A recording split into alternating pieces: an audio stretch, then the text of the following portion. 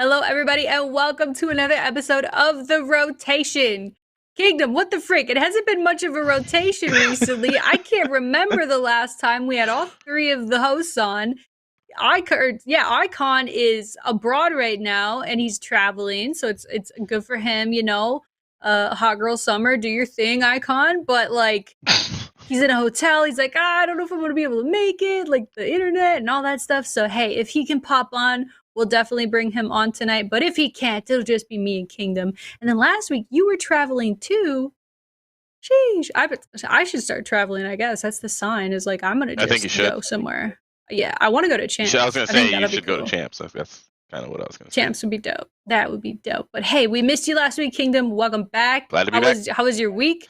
I mean, watching the matches this past weekend was a ton of fun. Like some of them were just really intense. They had all the weight in the world on them, especially the RØKKR versus Florida match. And then we had the big one go down. That was not as climactic as I was hoping, but hey, we'll take it. But yeah, I just want to know kind of like your impressions on the final like group play stage of this. I mean, it's tourneys from here on out, land tournaments from here on out. It feels good. I mean, optic outplaced phase. That's interesting. I think that's gonna make for some great storylines at the major. I don't think this year at all phase has ever started in the first round of winners. I think they've started second round every single major, and so I mean, I would say a betting man would still have them in the final, but I think it's going to be interesting watching them have to play more matches. Maybe they'll get more warmed up and be scarier. But that has been interesting. The reverse sweep of the Thieves puts them in the top, three for that group as well, and so that was interesting. I think it's great to see that the Minnesota RØKKR found their way into the winners bracket. This is going to be like the race for second between Dallas and Toronto, and then the race for that sixth seed between the RØKKR, Minnesota, and the LA Thieves. I mean, I think Minnesota would have to go on a ridiculous losers bracket run. Thieves and RØKKR would both have to drop out and basically not win a match. But then Florida could leap up and win enough placement points in order to go over. But the LA Thieves actually have a chance. They have a shot at it. And so I think the storylines are amazing. I thought the matches were really good. Some of them were predictable. I mean, we're getting to that time of year where, we saw Subtane and all that kind of stuff, and which was not pretty. Were they just trolling, or do you think they were genuinely trying to see like if Octane could I think they're honestly and switching stuff up. I would say that even those bottom four teams at this last major, they're going to try to throw curveballs, be up. They're going to try to do upsets. They have nothing to lose, and so why not just try to grind it out, figure out the best way you can play and play that way and see what happens, kind of roll the dice a little bit. I feel bad for the Los Angeles Guerrillas, to be honest with you. I would not like to know. I mean, their map record was 2-15, for the stage. Like, I would not like to know their overall record. I know it's available to me, and I can click a button and see it, but it's probably not pretty. And for the year, they're going to end on a huge, lots of losses. And I don't. Coming back from that and turning around from that is probably difficult. It was good to see Doug Sensor Martin visit apathy because he probably needed some pepping up and some just reminder that he's a great COD player and he always has been. But yeah, I think Florida placing in the lower bracket was good for the RØKKR, and so that the match against those two was what the head-to-head that put Florida down below, and that was good. And of course, it's too bad that IKON's not on the show because I would love to talk about Dallas. Just doing their thing as usual. Everybody all year long, everybody's been saying Dallas isn't as good as they should be. They're not as good as they've looked in the past. They're not. But if you actually go back and do an average placing for the Dallas Empire all the way to last year to this year, it's probably like 3 point something. I think they've placed top 4 in almost every event they've played in the last 2 years. And so it's weird for the judgment that they get.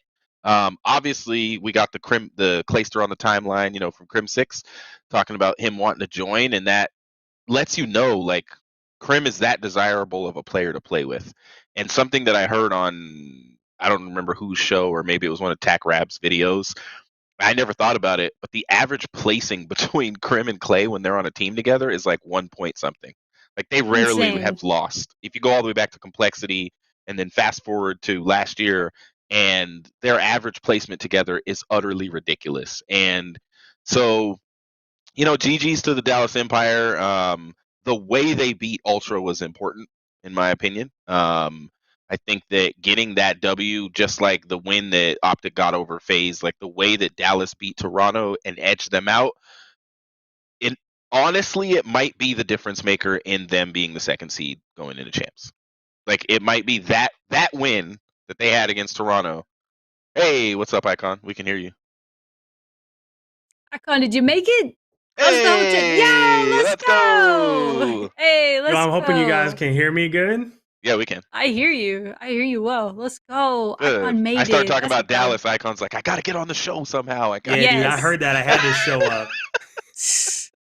That's my all-time favorite meta of this show is just the immense respect and gas that Kingdom gives Dallas, and then the serial doubt from IKON always for Dallas Empire. I'm here for it though.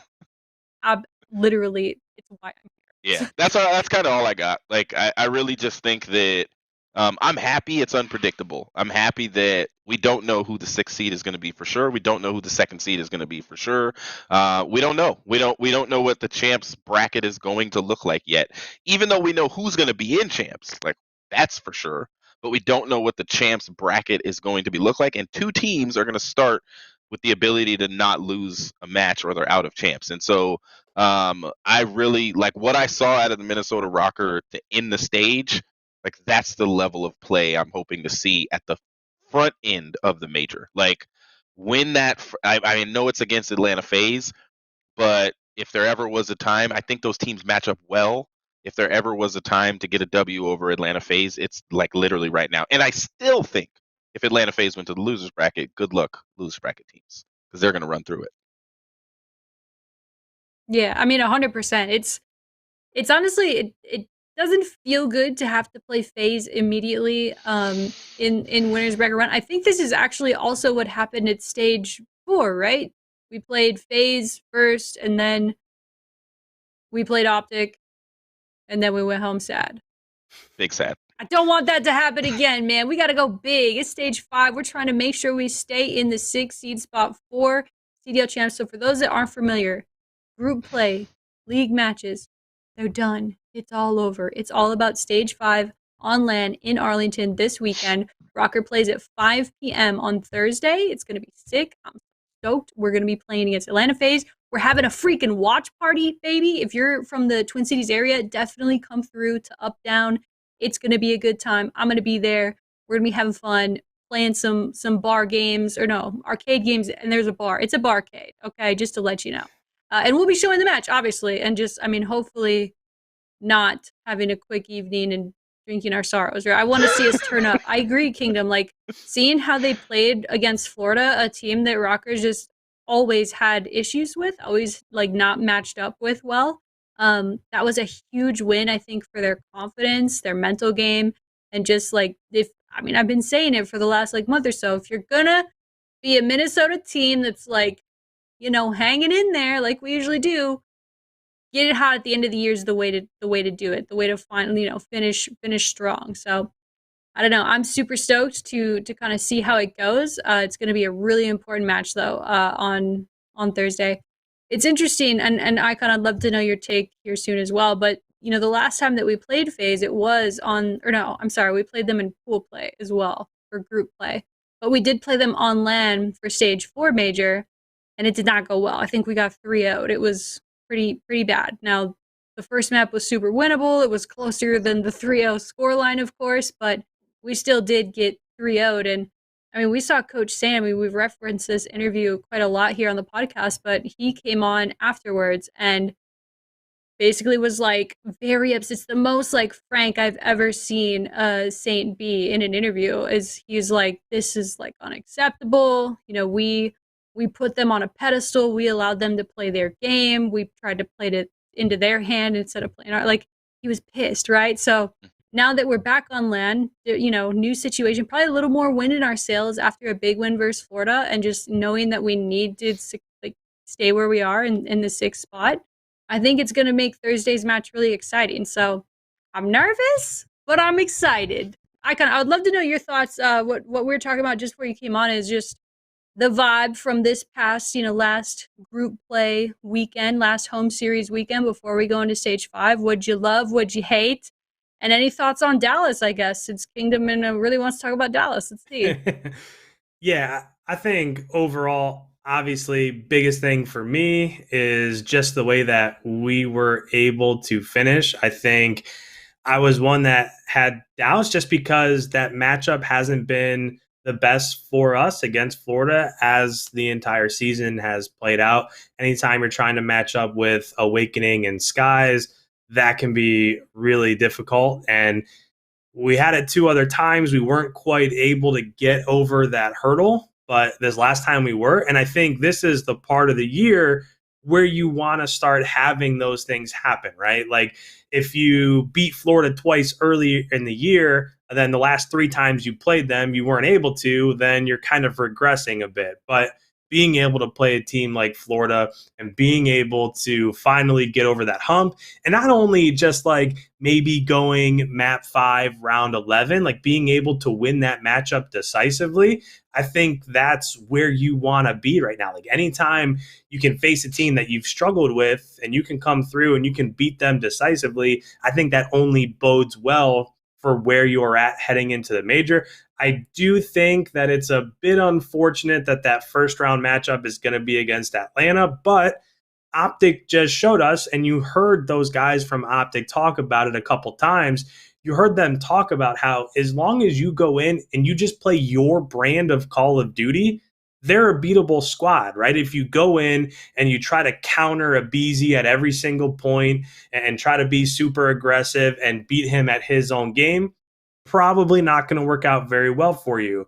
But if you go in and you play your hills and you pick your spots and you go at your tempo and you let them maybe be overly aggressive, then they're a squad that's beatable. Obviously, they only have 5 losses on the entire year, so it's a big hurdle to try to overcome, but it's possible, right? Just go in, play your game, and see what happens. So I think it's maybe a tiny bit unfortunate that of that Group A, they're the squad that we match up against in round 1. But even so, they're beatable. Optic just showed that they can be beaten.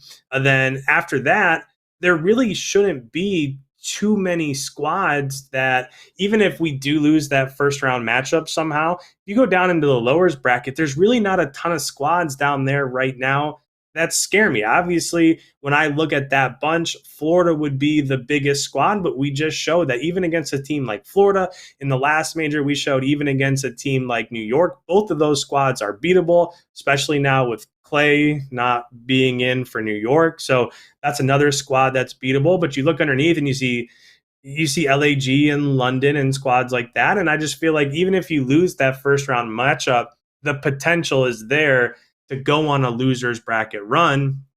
And the other thing that's of really big importance is just that last victory over Florida. We were able to spread ourselves out just a tiny bit more when it comes to those CDL points. So when you're looking at the importance of finishing in that 6th seed, being able to get those extra 10 points and spread that distance out by another 10 points instead of it getting closer by another 10 points, that's just going to set us up for hopefully guaranteeing that 6th seed, depending on how we end up faring here in the Stage 5 major. But even so, again, when you have that first round matchup against Atlanta, even if you lose that first round matchup, you're still ensuring more CDL points based on your finish just by being in that position to begin with. Yeah. So even if, you come out and it doesn't go well against Atlanta or whatever, you're still just ensuring more points for yourselves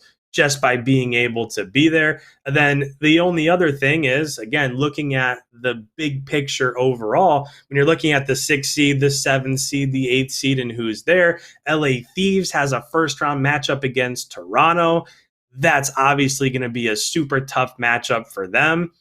And then if they fall down into that lowers bracket, I mean, they'll be in the same position that we are. So even if the first day of the Stage 5 major comes out and it doesn't go well for us, we're still going to be on the same exact tier as the two other teams that we're going to bat against, Florida and LA Thieves, and we can see what happens from there. So overall, I think going into the Stage 5 major, you have to feel comfortable. You have to be happy with the spot that you're starting in, just ensuring yourselves that little bit of a head start when it comes to overall CDL points. And then, sure, you would have probably preferred to play even Optic or Dallas or Toronto or one of those squads, but it's Atlanta. If you get beat, you just go down, you make a loser's bracket run. We've done it already this year, and none of those squads down there should scare us. So just take care of what's in front of us and just move on from there.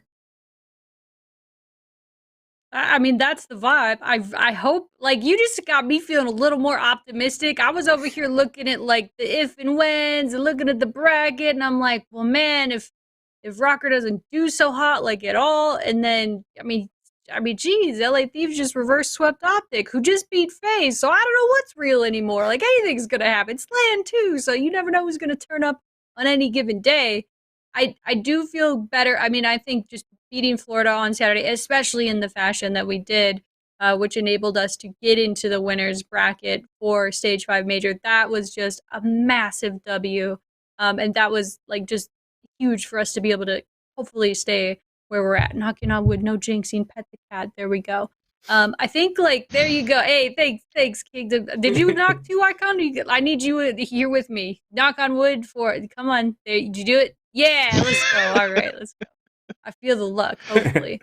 Well, I mean, we'll see how it goes. I do think, like, if we were to lose versus FaZe, which I mean, honestly, the goal has to be to win.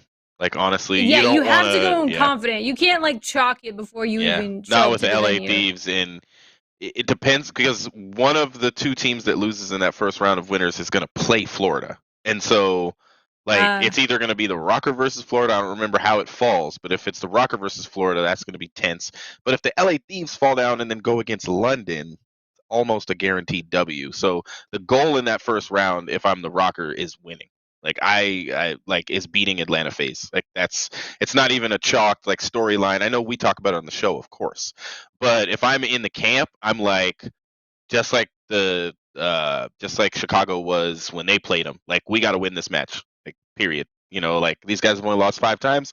We're gonna make it 6. You know, and whatever it takes from the coaching, that is the safest route to keeping that 6th seed, is beating Atlanta FaZe, because then Atlanta FaZe will kick whoever gets left in the losers bracket out of the tournament. So if they play the Thieves, they're out. If they play Florida, they're gone. So it's like, the safest bet is the RØKKR win. They go on to play, I think it's Optic or Dallas. I don't remember which one. They would go on to play Empire. That's always a good match. Like, always a good matchup. They match up. I think the Minnesota RØKKR have all year matched up well against the Atlanta FaZe and the Dallas Empire, in theory, in terms of how they play, in terms of their strategy, in terms of their great coaching. I think that this is it. This is the opportunity, like, for, you know, all the vets, like, for Attach to step up, and for Major Maniac to step up, and then for Standy to just fry like Standy can fry. And the determination and focus they had when playing Florida, if they bring that to that Atlanta FaZe match and counter their stuff the same way that Optic was, and now they have that VOD to look at, I mean, it could be great. It could be really great for the Minnesota RØKKR. Yeah, it was insane. And guys, don't take this as 100% fact. This is a MiDNiTE stat, actually a MiDNiTE stat brought to you by COO Brett Diamond. He's obsessed with finding the math and the working the angles of the if and whens, and what do we need to do to place, and where will we play, and when will we play. So here's the unconfirmed outlook for Stage 5 Major. First map, Thursday, 5 p.m. versus Atlanta FaZe, winners round 1, because we're in the winners bracket, baby. Let's go. Second match, if we do win, we will play Friday at 5 versus Dallas. This is unconfirmed, but, like, that's if and when. If we were to lose versus FaZe, which, like, I'm not putting that out into the universe, I'm just saying if that did happen, we would play Saturday at 12:30 or 2 p.m., unknown, versus either Seattle, Paris, or London. So they get the bottom match. I think because we play I don't know. I'm bad at math. That would be nice, I'm not though, sure. if it turns out that way. Yes, that would be nice. And then from there, I mean, the if and whens just turn into a complete shit show disaster. There's a lot going on. So just make sure you're following the RØKKR Twitter. We will always, of course, tweet out when and who we play as soon as we possibly have it officially confirmed. So yeah, I mean, looking at the bracket, bring that back up, producer Shannon. Let's go. Yo, by the way, side note, producer Shannon is ace at pinball. She taught me and IKON how to play pinball at Up Down for the RØKKR home series when we had IKON in town. It was sick. So shout out Shannon for that. But anyway, yeah, so we're playing FaZe first. Ultra plays Thieves. Man, and then you got Optic and Empire just sitting there waiting. Did you guys possibly think that at the end of stage 5, this would be the 2 first seed spots? I know IKON didn't. That's I didn't think Optic would be there. I thought thoughts, Empire might, but I didn't think Optic would, to be honest. I thought it would be FaZe for sure. They turned up. They turned the frick up. I'd love to know, I mean, and yeah, looking at like the bottom, man, what a I just feel bad for the bottom 4 teams of the league. And also with subliners and everything that they've had going on. I'd love to know your guys' like take. There seems to be a little bit of like a divide, some polarization in the community behind Clayster stepping down, taking a break. It's been pretty clear to us, and we talked about it on the show almost all season, like Clayster is either really up or he's really down. And it seems like he's been struggling a lot on and off this year. I mean, I think probably ever since like he did, win champs last year, and then 48 hours later he's dropped. Like because the league went from 5v5 to 4v4, which is still mind blowing to me that happened, especially at the time scale there. But whatever. Like that's tough, dude. And Clayster has almost always gotten dropped and always come back hotter. Like come back with new blood, come back with a new vengeance, and like for how long he's been playing, it's insane to like know how long he's been playing, how long he's been doing it, and everything that he's had to withstand throughout his career. To now, he's on New York. They were down, they were up, then they were up. They placed second at one of the major events. Yeah, like it was looking nice. Yeah. And then just stuff changed. And then now we've had some recent news coming out from Crim6's Twitter. Right? Is that where this was confirmed from? I'll let you kind of speak to the specifics of that. I mean, obviously I saw it, but like Kingdom was all in on the details of that. So like it was just super interesting to kind of hear like how did Clayster go from being a world champion less than a year ago to now he's on vacation before stage 5 and before champs? Like that's unheard of to me. So I'd love to know like your guys' takes on that. Kingdom, I'll let you rock first since you have a little bit more of the details than I do, but like what the heck, man? I hope Clayster's okay. That's my take, is I hope he's all right, because that's tough. So I hope Clayster's okay too. Everybody is making sure they're giving the disclaimer of, worrying about his mental health, which of course we all are. But it's good that we give the disclaimer. Things that, we talked about this last week. There's a collective trauma that the entire planet is experiencing in terms of this pandemic. And what it puts all of us on edge. It puts all of us in a position where something can trigger us to be mentally unhealthy for days, for moments, for hours, sometimes for weeks, for a season. For some people, they just can't handle the trauma of this situation because they're the type of people that are extroverts and need to be around people. And this is traumatic on them. And so it's changed the game for everyone. Everybody's kind of on an equal playing field with the collective piece. For Clay, he's a winner. He's won the last 2 world championships back to back. He has been on one of the best teams basically for the last probably 24 months. Maybe we can go a little bit longer, but that eUnited team was just grinding it out at the end of their year. And then last year, Dallas was one of the best teams in the league. Something that, when they said that it was a mental health break that he needed to take, a lot of people started to speculate, well, maybe what triggered his mental health was losing. I think it was bigger than that, and Crim6 taught us that by outing the fact that they were close to signing him. He didn't even say yeah, we thought about it, but Clayster wasn't interested. He said negotiations fell apart because they placed so high at stage 2. So that means if the New York Subliners did not place so high at stage 2, Clayster would be on Dallas right now, potentially. And when you think you're going back to a player who you have we'd have to look, maybe Simp and Abeezy might compete, but they haven't been in as many tournaments. But the average placing of Clayster and Krim together is like 1.2 or 1.3. It's ridiculous. Like, they don't know how to lose when they're playing on the same team. And so that amount of ice, I think Clayster just wanted to rejoin. Now I'm weirded by that, to be honest. I've always been a Clayster fan. I gas up Clayster as much as I gas up Krim. We've always been Clayster stands on this show, but it's interesting to me that Clayster was looking to jump ship. He did complain earlier in the year that he didn't like having to teach all the young guys and all that kind of stuff, and he loved that Dallas team. Obviously, like, there's something that him and Krim came up with throughout that season that they found their rhythm at the end of it, where they were very, very hard to beat. And I would argue that this year, both of them separately have been very hard to beat until Asim got stuck in Canada. I mean, until then, everything was fine. I don't know what, in that moment, Asim being gone, and then when he came back, Clayster was just, he was already too much down in the dumps, tired of losing. The whole vibe changed, but that vibe change could have been a result of not getting on Dallas. I think, and that would affect your mental health if you think I'm about to be on a winning team. I don't think this NYSL team is going to put me in position to beat FaZe. Dallas took them to 9 maps.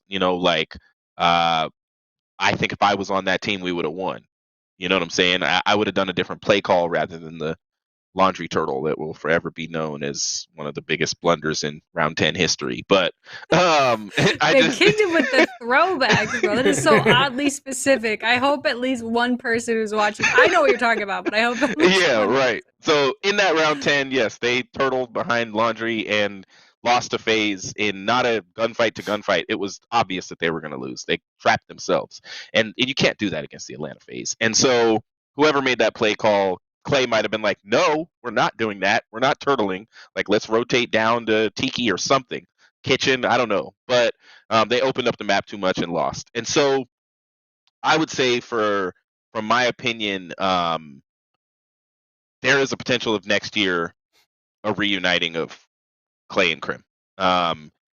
Is Clay going to play in these next 2 tournaments? I don't know. I saw Zuma play so well yesterday, I actually was like, somebody needs to pick him up. Like, I don't think NYSL can succeed without a vet. I know that Zuma was a potential for them to grab because they might not have been able to get DiamondCon to the States. And if they can't, I think Zuma would be a good choice. He's not going to put too much pressure on his thumb playing only one event, playing champs. And what I saw yesterday with him and Scump playing against Slacked and Methods, Zuma went on like a 13 streak against these 2 pro players and was frying them, and then went into league play and went like 56 and 20 something. He just was on one, and he's been frying recently. And I don't know if it's because he's been watching so much because of the flank, but I think Zuma's kind of like put me in. I know that Zuma not getting on that team was one of the biggest hits to Clayster, in terms of he wanted another vet. He doesn't want to play with all new guys where he has to teach and get on everybody and be the only one yelling. Krim and him were the perfect combination because they could good cop, bad cop all the time, So I think it's an interesting story. The storylines of Call of Duty competitive are my favorite, Call of Duty esports. I don't know. I want to kind of hear IKON's take on whether or not he thinks Clayster is going to play at champs and come back and play with this team. I just don't see them having a lot of success when Asim is now out saying basically he left us to try to prove that we needed him, which I don't think any of us would have doubted. Just to be honest, Clayster's been one of the best ARs this year. He's the probably the most aggressive AR, but now Krim is stepping up and doing that on Dallas, and it's scary. When Krim has more engagements than anyone in the lobby, he can shoot. So that's troubling for any team. And I think that's why Dallas is seeing a lot of success right now. So my final take would be Dallas can be just as successful without Clayster for the rest of this year. Krim said in his tweets that Vivid was the craziest and most surprised pickup of his career. And I agree. Vivid is one of these guys that took a chance and was like, I'm sucking it up these first couple of matches. How do I fix what I'm doing and play better with these guys? And this team has looked drastically different ever since. They've been disgusting and scary, and there's not really a pro player that would say Dallas isn't a really good team right now. They're one of the top teams in the game. So New York, however, is not going to succeed without Clayster. they're not even a top 4 team in my opinion without Clay. So that's kind of where the chips fall in my opinion. New York is going to place outside of top 4 at champs without Clay. Even if they get him because of the vibes being off, they might not place high anyway. Dallas is a top 4 team, and they'd have to be upset to not place top 3 at champs, in my opinion. Yeah, I think just to kind of maybe add on to this a bit, I think the first thing, just where you were talking about where NYSL might place when it comes to champs, I think that could potentially have something to do with what's going on with Clay right now, because when you look at where NYSL is at, and again, think about their track record, there was a point in time earlier in the year where it was like, okay, there's Atlanta and there's NYSL, and then there was like, who's the 3, who's the 4 after them? Like, they were a top 2 team, no doubt about it. And then you started to see some things change a bit. You started to see like in between S&D rounds, and it was really odd to see. But like, what has always made Clay so good, and I know we've talked about it last week and on previous podcasts, is just like in those moments where you're 4-4 in a map 5 S&D and like you need to clutch up, like that's where they cut to the cams in between rounds, and Clayster's like yelling and screaming and pointing people in the right direction. And the last stage or so, like it just hasn't been there, right? Like his reactions haven't been the same, and those intangibles haven't really been there. And when you think about the last few years and where he's gone, and especially, and I think it all kind of tied together with the fact that, okay, and it was a little bit odd, but just the fact that, okay, I have this opportunity, I might be going back to Dallas where I felt comfortable. And I really do think that like he found a home there. Like I think that the roles just worked out perfectly. The way that he and Krim kind of both play that underdog role in a way, like, okay, we're not the fan favorites every event that we're at, but we're going to come out and we're going to show you that we're the best. I just felt like the chemistry and the roles and everything with Dallas suited him well, which is why after they dropped him, I thought it was so weird that he was the one that they dropped. I would have thought, okay, you keep Shotzi, he's the MVP, and you keep Clay, and then who knows what you do after that. Like I thought those were the 2 pieces that were unmovable, and then he goes away. But either or, I just feel like, there was a point in the time in the season when they were top 2, they were competing with Atlanta, they were beating everybody under the sun. And then that starts to hiccup a little bit. There's an opportunity for him to go back to Dallas. Okay, things are looking up. And then when everything falls through, I just feel like there was kind of a lull when it comes to what he was bringing in terms of intangibles and what NYSL was doing. So I don't know. I personally, for me, I don't think I can see him coming back. I think when it comes to NYSL, I don't think that I definitely think, like Keenan was like, they don't think that they're going to place in the top 4. I don't think that's in the question, in the realm of possibility at all. I don't think when you look at the top 4, like when you look at Optic, Atlanta, Toronto, Dallas, like those top 4 seeds out of this major, there's no way that they compete with those squads right now. No. And then when you look at the squads that finished like 3rd, 4th in the groups around there, like LA Thieves, Florida, us, like how I just don't see how NYSL competes with any of those top 6 or 7 squads. And I think that could all play into it as well, right? I think Clay maybe saw the writing on the wall. Yes, when Hydra first came on board, they were the best hardpoint team in the game. They were challenging and beating everybody. But that stuff slowly but surely catches up to you. Everybody learns how to play you, just like how Optic is learning how to play against Atlanta. That was a nice win for them too. I just feel like there's so many things that are rolled into this that you can't just necessarily point to, okay, this is what happened, that's what it was, right? It's just this culmination of so many things happening with him, with MiDNiTE, and then getting on Dallas, and then getting dropped, and then NYSL, then maybe going back to Dallas. Like there's just a laundry list of items there. I just think maybe for NYSL as a whole and for Clay, it might just be best to finish out the year with the squad that you have and then see where everything lands going into next season. I think you said something in there, Icon, that I didn't really think about, but is that he had found a home at Dallas. I think Clayster and Krim planned on retiring from that organization. Like, I feel like playing for Stro to end their careers out was the focus going into Modern Warfare, and the game got changed so drastically.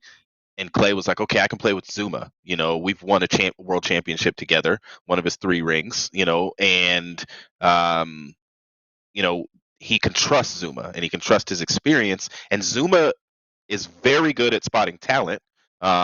You know, we look at Asim, we look at Mac, we look at, you know, like Zuma's very good at spotting talent. Celium, I think, was a Zuma recruit. Like, you look at these guys, and Zuma is good at molding young talent. And so Zuma and Clay would have been a good duo. They would have been a dynamic duo to be on the team with 2 just friars. Like Hydra and Asim and Zuma and Clay would have been, you know, pretty gross. I would have been nutty. Who would have been AR? Would have been Zuma? Who knows? Yeah. Well, no. So maybe they wouldn't have picked up Hydra if Zuma. I don't know. I don't. But that I think that was the original planned roster. So I don't know who was going to run flex. But Clay is such an aggressive AR. Like, you that would be a great roster. Like, honestly, on paper, that roster is better than probably 6 of the 12 teams. You know, just on paper. And so, but I think what IKON said really put something in my head about the mental health piece, you know, like an unhappiness in general. Is like, if you thought this was it, and then the league changes the rules and you have to get dropped the day after you win a ring, and you don't even get to celebrate it, and they're posting pictures of the chair and you're not in it, and pictures of their rings and all this, you know, defend the throne, and you don't get to defend the throne. Like, I think it just compiled and compiled. And yeah, I mean, we know NYSL's been through the ringer this year with whether it's Zuma not being able to play, Asim getting stuck in another state, Hydra having to learn English. Like, this team has been through the ringer, and now, unfortunately, Clayster became one of the ringers for NYSL. And I'll just be honest with you guys, and New York is a great market. I think they'll go after an Octane or somebody like that, you know, that can really come in and be a good AR and appeal to their fan base, because they are a growing franchise, much like the Minnesota RØKKR. I think they're a solid growing franchise.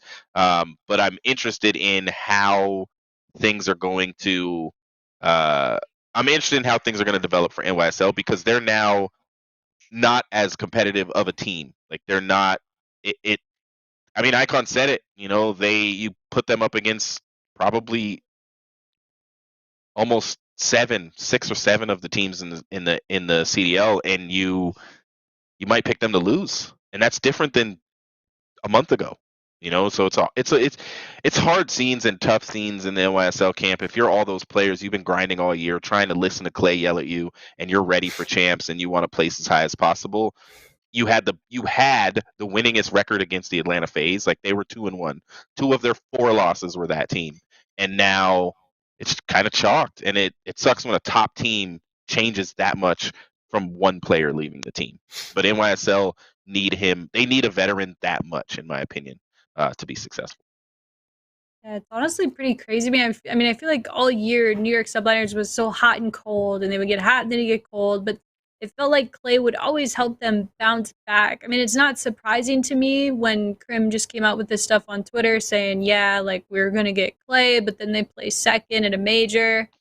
Like, I do wonder, I'm not going to speculate, but I am going to speculate. I wonder if that, like, happening, that being found out by his teammates, like, if that impacted the chemistry. Because I remember sitting here on this show with you guys being like, what is going on? Like, there's no way. They're so good. Like, how is this falling apart right now? I couldn't really understand it, but that's just a theory. Don't know. Can't confirm. I wonder now, though, like, you guys are kind of sounding like Clay's not going to finish out the year here with NYSL. I think he might. I don't know. The chemistry might be chalked. I mean, I think they would. You're talking about a 3-time, what is it, 3 or 4? 3-time world champion. Black Ops 2, Black Ops 4, last year. What was last year? Modern Warfare. Modern Warfare, yeah, geez, okay. Like, he just turns up at the end of the year. But with that said, it is so weird to me that this is when this break happens. And I do think that him taking a break because he needs to, like, whether it's for his mental health, his sanity, his well-being as a person, like, you need to take the time when you need to take the time. But it is hard to see it happen at this time of the year because Clay is like, that's the guy you want on your team for champs.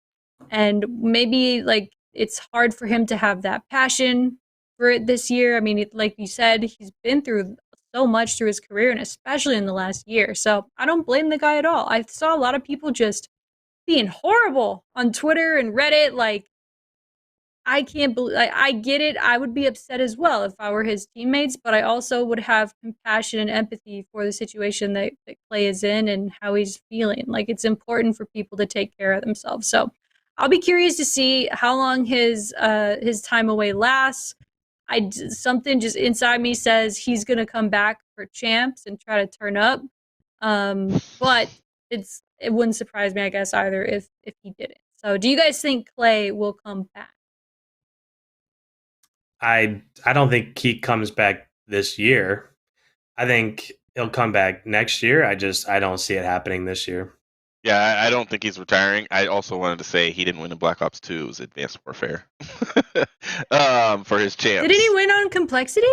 Or no, that was Karma. My bad. Yeah, no. He was he was a part of the Complexity dynasty that won champs, but they dropped him before champs. Like, Clayster's been through it, dude. Like, he's been through everything. Rigor. Got dropped by Optic after winning. Like, he has been, this dude has been dropped by more winning rosters than anyone. And I guess he just decided now, he's like, well, I'm just gonna drop myself this time, you know?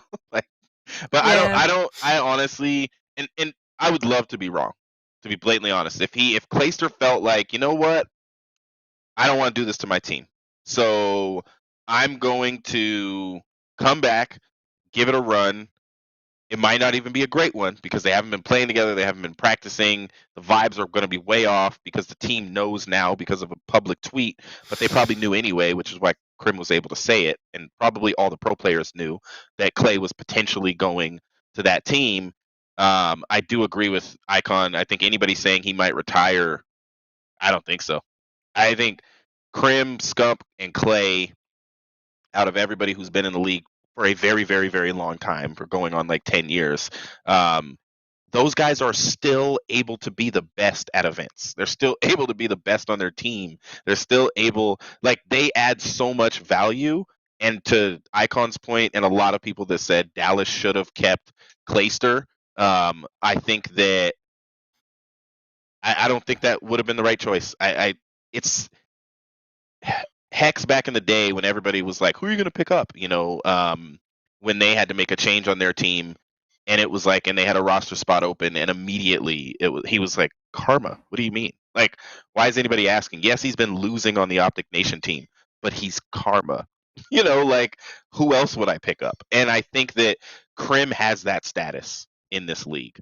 A lot of people, I heard on the flank, they were asking, who would you pick up if you had to pick up 4 players from all time or whatever? And people were like, Scump would be first because of his, because of who he is and, you know, his following and everything, but also because he's frying and he's the GOAT.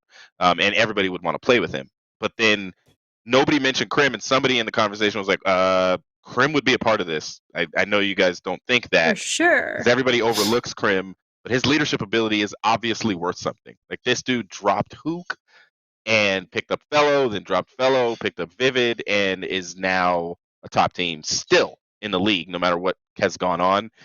In the past 2 years, I would say that he probably has one of the highest average placings outside of those FaZe guys, which did make a roster change. So, I don't know.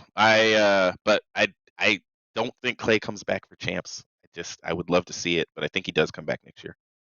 I will say just one final note here on NYSL is that if you're a part of NYSL or you're a fan of NYSL, I think that going forward, it's not like they're dead in the water. Where is that franchise going to go? Like, right. They found a really good SMG duo with Hydra and Asim. Mac has shown that when he's on, he can be a really good flex player.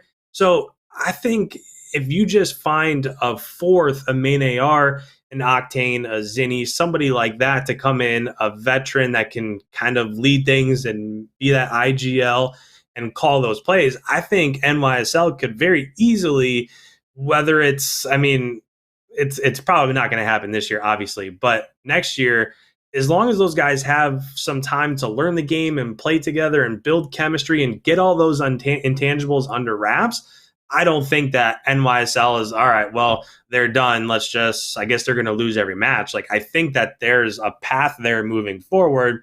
I just think that right now it's an unfortunate situation and they don't have enough time to do what they need to do before the Stage 5 Major or Champs. I'm crazy, dude. I think he won't play this weekend, but he's playing for Champs, bro. There's a little bit of time before Champs. He can slide back in, get in the scrims, be like, yo, guys, I reset. Let's go.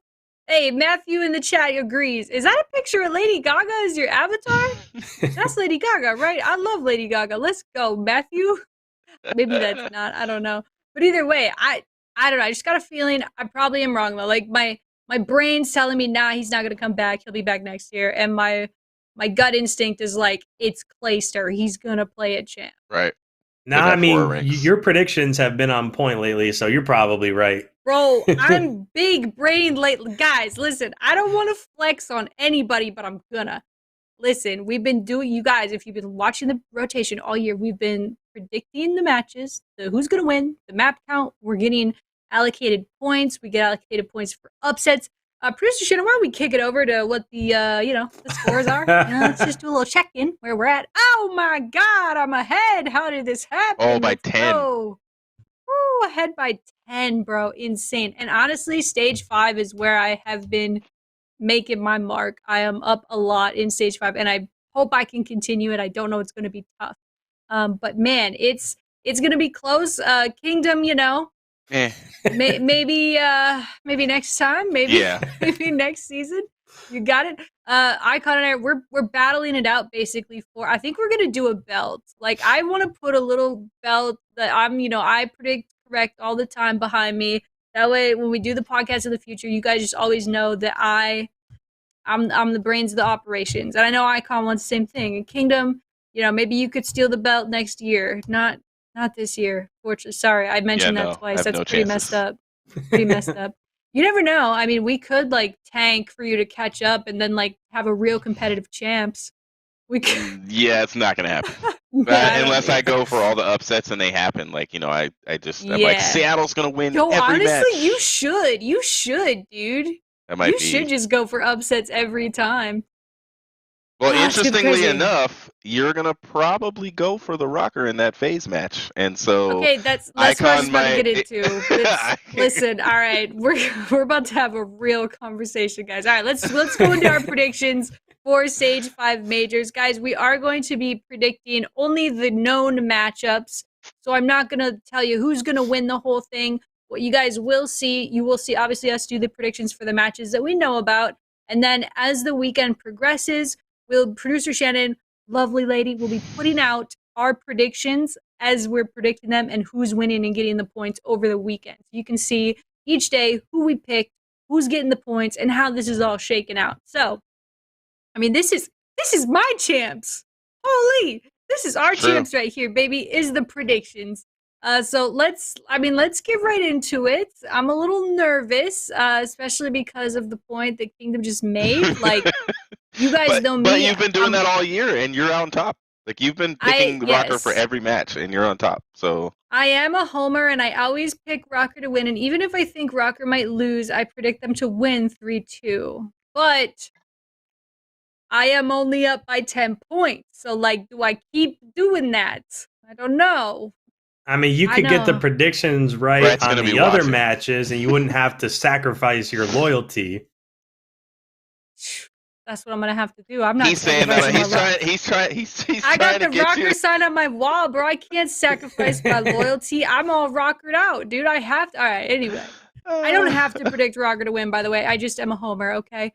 All right. With that being said, IKON, after you, I'll let you do winners bracket round 1 here first. You want me to do both matches?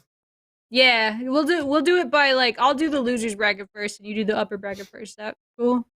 All right, yeah, cool. First matchup, Toronto versus LA Thieves.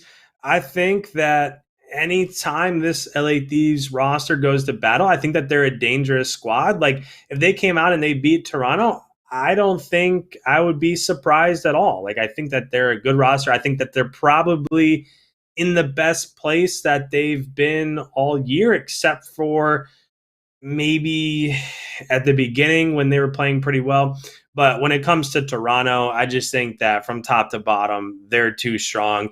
Even with having one off match in stage 5 group play, they were still able to secure that 2 seed. I just think that outside of Atlanta, I think that Toronto is probably the most consistent squad. I think when you watch Optic, you don't know if they're going to lay an egg. You don't know if they're going to smoke Atlanta, right? I mean, it depends on what Optic shows up. But I feel like when it comes to Toronto, most of the time they're beating those top 3, top 4 squads, and they always have a battle against Atlanta. So I think that Toronto's probably a bit too strong, but I could see it being a pretty close match. But anytime Toronto plays, they're not going to lose the control. You're probably, and that's the difficult thing, right? If you can't win that map 3, then you have to try to steal a map 1 or map 2. Issue with that is that Cammy and Insight are 2 of the best 5 or 6 ARs in the league. Like, those 2 have been absolutely on fire. So it's tough to beat them at S&D. A great S&D team. The only team that's better is Atlanta. So the route to beating Toronto is really tough. I'll say 3-0 here. I think Toronto wins 3-0. And then the Atlanta versus Minnesota matchup, I'm actually really intrigued by this one. I do think Atlanta wins, but I think it's going to be closer than what we've seen over the course of the last stage, right? At the end of stage 4 group play, that was a really competitive series, and I was hoping that some of that might play into what happens in that first round matchup in that stage 4 major. It didn't really pan out that way, but I think that we're playing much better at this point in the season than we were at that point in the season. And I think that Optics showed that against Atlanta. If you just play your game, it's possible to beat them. And I think everybody thought, okay, aBeZy plays super fast and he's so good on converting first bloods and S&D rounds and stuff like that, that in order to beat them, we got to play even faster and we got to get to those places faster and we got to counter what he does by being faster.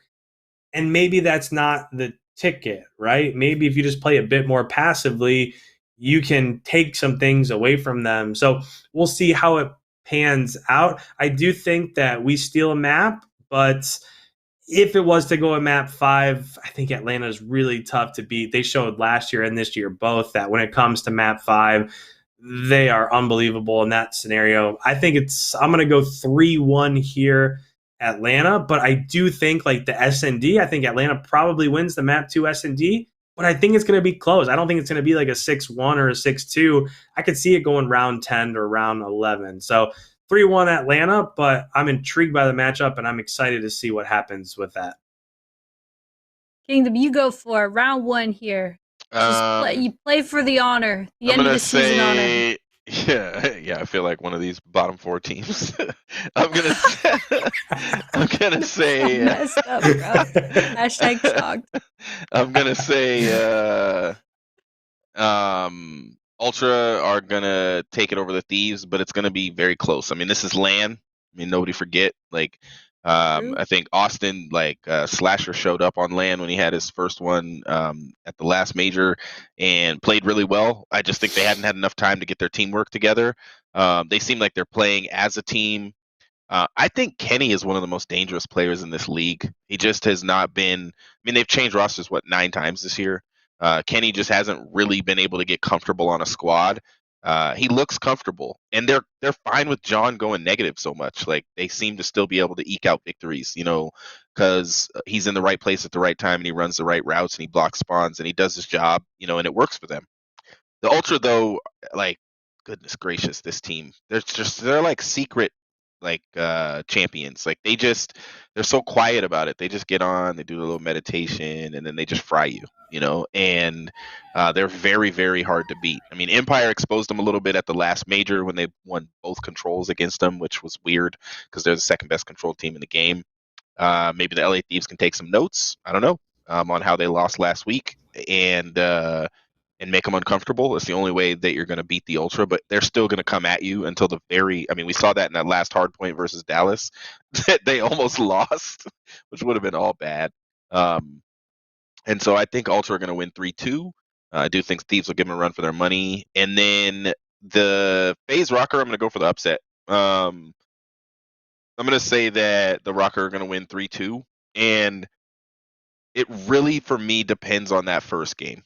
Like, if they're confident and not getting bent, like, FaZe is, they used to say about the Golden State Warriors, like, they take your will away from you because they hit so many threes in a row where you're just like, we can't win. It's just over. Like, Steph and Clay are just, and then now, oh, look, Kevin Durant's coming off the bench. Like, you're just screwed. I feel like FaZe is that level of talent where they smack you around a little bit and you actually feel like you can't win. Like, you feel like they're too good. 87% win percentage on maps this year. That's just, next team is like 67 or something crazy. So, like, I think that the RØKKR, though, will come out focused. And I saw a version of them that I haven't really seen this year, if I'm honest. Like, they just seemed so focused in. It wasn't about having fun, even though they were having fun, because winning is fun. I just felt like they were the same way that Chicago was when they beat FaZe. Like, they're just focused. They're just like, we can win, we can win, we can win, and we're gonna outplay these guys, and we're gonna do our thing. And I think the RØKKR might be hitting stride. So I'm gonna say 3-2 RØKKR. Let's go, Kingdom. Yo, you convinced me, man. You never know. Alter versus Thieves. I want to differentiate my prediction from Icons just for the points, but I do believe Alter will 3-0 LA Thieves there. So I think that's how that's going to go. I think you guys both made really, really strong points. I know Thieves is riding the high from reverse sweeping Optic, who just beat FaZe, which is like, what the heck? But it just seems like LA Thieves they go back and forth like a pendulum, and now they're about to go back, I think, because they just went forth. So we'll see how that goes. Hopefully it's a good match. All I want to see, honestly, this weekend is just great Call of Duty matches on LAN in one of the most highest stakes environments. Let's go, Kim Price. Teamwork, baby. Teamwork makes the dream work. That's fact. All right, so Atlanta FaZe versus Minnesota RØKKR. My homerdom will not allow me to predict against RØKKR, but this is actually a genuinely good reason, I believe. So we played FaZe at Stage 4 Major, on LAN. It did not go well. It was a 3-0 loss for us. It was a closer 3-0 than you would probably think, but still a 3-0 nonetheless. I believe we played them in group play as well. Did not go well.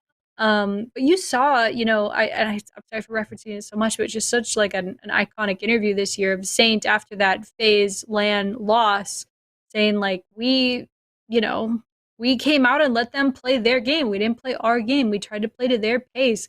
And we just saw Optic do what we needed to do in that match. Like, what Saint was saying that we didn't do, Optic did. And that's how they beat them. So we know how to do it. We saw another team do it. Just got to do it. Got to come out and execute. Now, way easier to say than to do. FaZe is just incredibly talented. They're at like 500 points in the league. It's absolutely insane.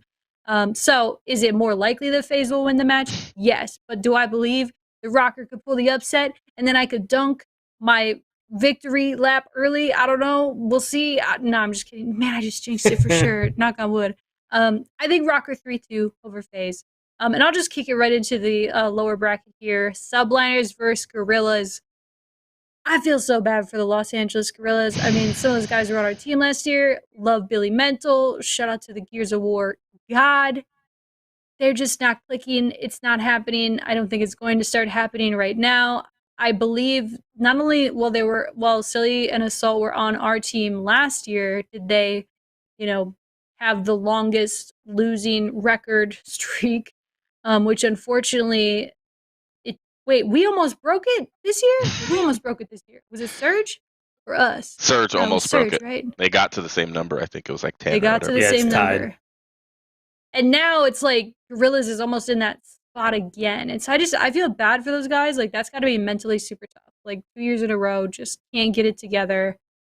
That's tough, man. So I feel for them, but I do think New York Subliners, even without Clay, they will be able to take advantage of a super weakened LAG. Their confidence has got to be just shattered.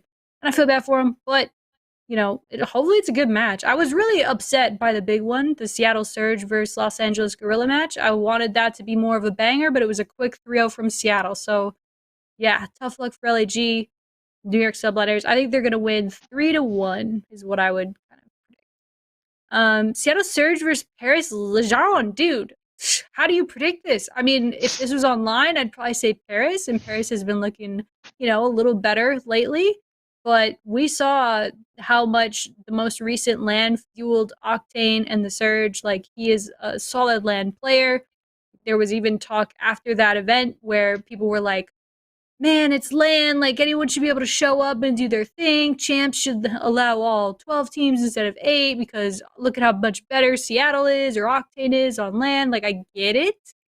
I don't think that they should expand how many teams go to champs, but I definitely do feel that Octane and Surge play better on land, and it's probably going to happen again because it's almost like an ego thing at that point. Like, they're not playing for anything this season other than some cash right here at the Major 5, but like, this is their last hurrah. They're not going to be at champs. Octane's going to want to show out, and so will the rest of the team. So I think Surge is going to beat Paris Legion. I'm going to go it's close. 3-2 Surge for me.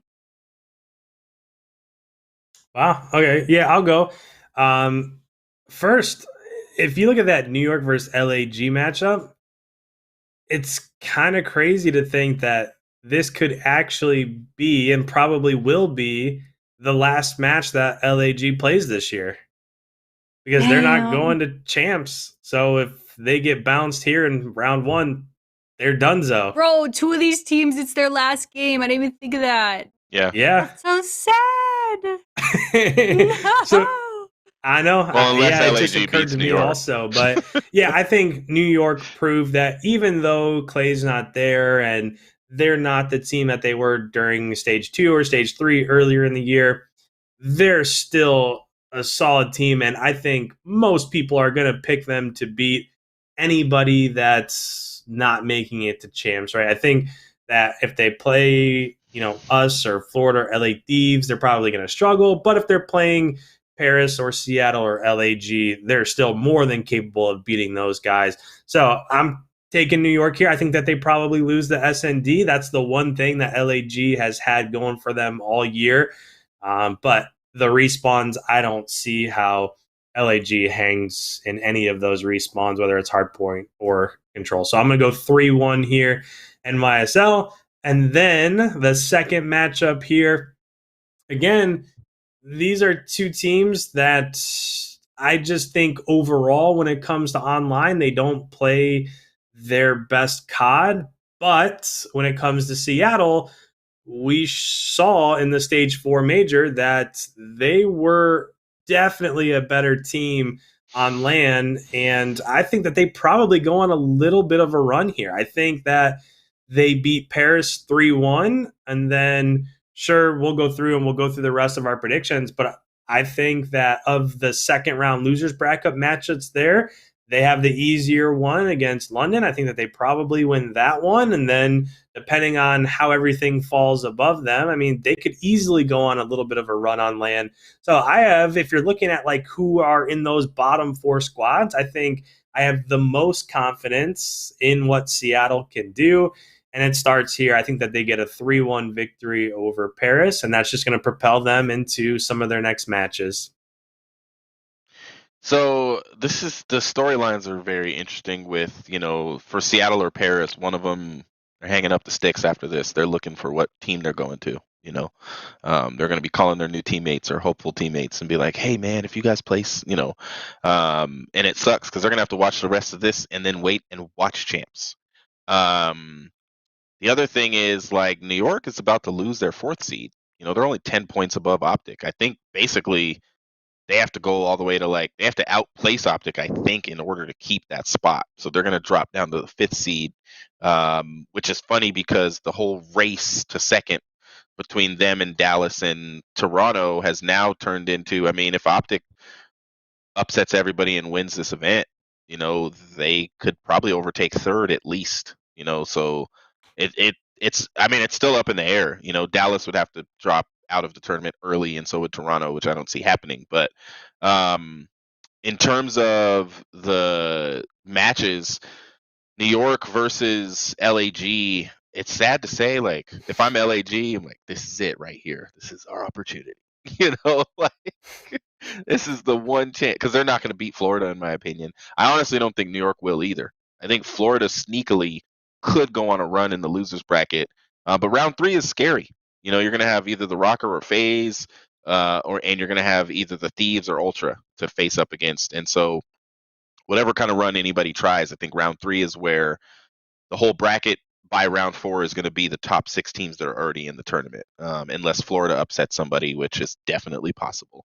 Because if they go up against LA Thieves, they could beat them, and then round 3 gets tough, or round 4 gets tough. But I'm gonna say New York. It's not going to be an easy one like it should be for this team, but I would say New York 3-1. I really hope that the Gorillas get another win, just one more, just a map, just anything. Their map, they've won 42 and they've lost 84. So super negative. They have the lowest win percentage in the entire CDL right now, lower than all the other teams, and so it'd be great for them to get a W. They still can't reach 10, but London can if they can win.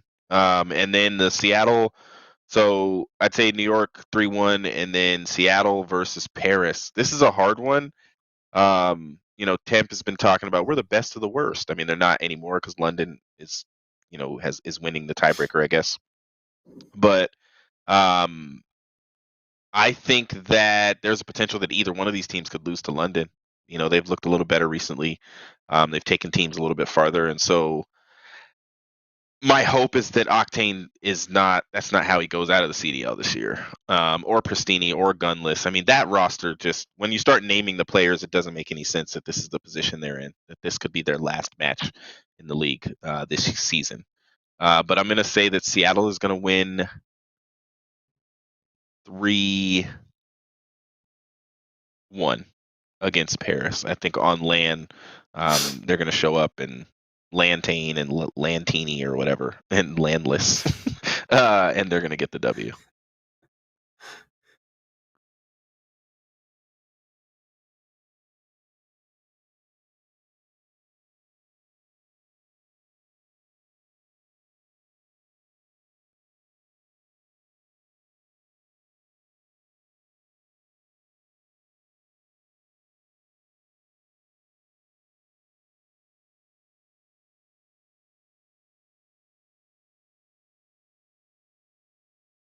I definitely just muted my mic. Listen, hey, yeah, have I been broadcasting live from my home for 11 years? Yes. And am I still good at it? Absolutely. So nailed it, baby. But anyway, I was gonna say, so all these predictions, I think it's gonna be interesting to see how it plays out. There's still so many more matches than what is listed there that we will have to predict, but I'd rather us definitely predict the matches that we know are about to happen. And then we will, maybe next year we'll get cute with it and we'll have brackets to fill out for majors and go really big and extra with it and get a lot of points from that. But either way, man, I'm just looking forward to the action this weekend. Back on LAN. No more group play this year, man. The league matches are over. It's all about LAN, Stage 5 majors in Arlington. So RØKKR plays on Thursday at 5 p.m. Central Standard Time. We will be after whatever match is ahead of ours. I'm sorry, I don't know the schedule yet. Don't be mad at me. But it's going to be around 5 Central. So make sure to watch it live on the CDL YouTube. And then also, we're going to be having a live watch party here in the Twin Cities at Up Down in Minneapolis. It's a barcade. It's an awesome place. We had a watch party there a couple of weeks ago. It was a good time. And I'm hoping that we can go big, man. Let's start hot against FaZe. Frick it. Why not? Why not us? Why not? Anyway, I'm getting too hyped. But anyways, hope you guys follow the action this weekend. We're stoked to see you. We'll be back next week to break down everything and just chat. Make sure to tune into the pre-show. It is on Thursday at 1:30 Central Time. So you'll get to see IKON and I break down, even more so the match that we're about to play, obviously versus FaZe. We actually have a exclusive interview with Standy that will be on the pre-show as well. I caught up with him, and he had some really, really cool intel, actually, for his headspace, the team's headspace going into stage 5. So hope you guys tune in. Anyways, that's it. Thank you so much for watching, and we'll catch you guys next time.